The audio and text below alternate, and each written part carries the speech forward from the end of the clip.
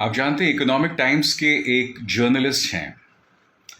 2 दिन पहले उनकी वाइफ की कोविड से डेथ हो गई और आज उनकी भी मौत हो गई। उनकी एक बहुत छोटी सी बच्ची है। आज से करीब 5 दिन पहले या 4 दिन पहले मैंने एक आदमी को अस्पताल में भर्ती कराया। उनकी उम्र शायद 35 साल की थी। उनका बेटा है 10-11 साल का। उसकी मां नहीं है। वो आदमी संघर्ष कर रहा है अब भी, मगर अगर उस आदमी को कुछ हो गया तो वो लड़का पूरी तरह से अकेला। ये जो लड़का है जिसके पिता को मैंने भर्ती करवाया, वो बहुत ही गरीब तबके से आता है। परिवार के परिवार बर्बाद हो रहे हैं। परिवार के परिवार बर्बाद हो रहे हैं। और आप जानते हैं, इस दौर में आप जिस चीज की कमी को महसूस करते हैं, यकीनन हमें ऑक्सीजन चाहिए, हमें बेड्स चाहिए, मगर जिस चीज की हम कमी को महसूस करते हैं वो है करुणा और जवाबदेही। और ये दोनों की उम्मीद हम अपनी सरकार से करते हैं। करुणा यानी कि थोड़ी सी ममता दिखाइए आप। आप जानते हैं, मध्य प्रदेश में भी हुआ और उत्तर प्रदेश में भी हुआ। वहां 2 लोग जो ऑक्सीजन पहुंचा रहे थे लोगों को, दोनों को, एक को रोक दिया गया और शायद एक पर कोई पुलिस केस कर दिया गया। अभी अभी मैंने पढ़ा है। और जवाबदेही, वो जवाबदेही पूरी तरह से नदारद है। आप बताइए ना, पूरी तरह से नदारद है। आज कोरोना के एक्टिव केसेस 4 लाख से ऊपर हो गए। कोरोना संक्रमित जो केसेस थे 4 लाख से ऊपर हो गए। मृतकों की तादाद 4000 के करीब है। मैं ये समझना चाहता हूं कि इस देश के प्रधानमंत्री को कितने मंच चाहिए लोगों के प्रति संवेदना जताने के लिए, लोगों के प्रति ममता जतलाने के लिए। यानी कि लंदन के किसी मंच पर या अमेरिका के किसी मंच पर लोग मोदी मोदी मोदी करें तो वो चीज आपके एड्रेनलिन को हाई करता है, प्रधानमंत्री महोदय। मगर आज जब इस देश की जनता को करुणा की जरूरत है, ममता की जरूरत है, आप पूरी तरह से खामोश हैं।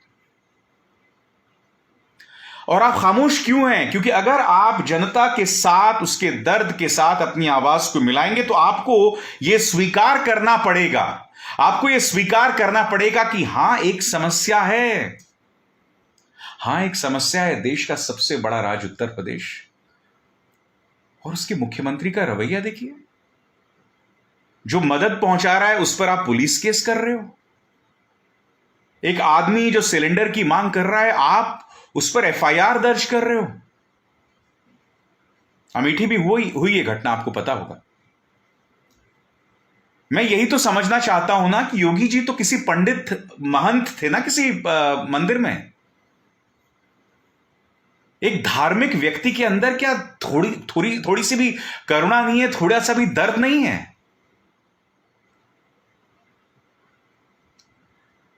बहुत ही अजीबोगरीब बात है दोस्तों। देखिए, जवाबदेही तो बहुत दूर की बात है। अभी तक तो मैं सिर्फ करुणा की बात कर रहा हूं। जवाबदेही तो बहुत दूर की बात है। यहां करुणा नाम की कोई चीज नहीं है इनके अंदर। आप भी जानते हैं, जब आप किसी त्रासदी का सामना करते हैं, जब आपका सब कुछ खो जाता है, आप अपने मां, अपने बाप, अपने बच्चे को खो देते हैं, तो उस दौर में आप ये उम्मीद करते हैं कि कोई आके आपके सिर पे हाथ फेरे, आपकी पीठ पे हाथ फेरे, आपके दर्द में भागीदार बने।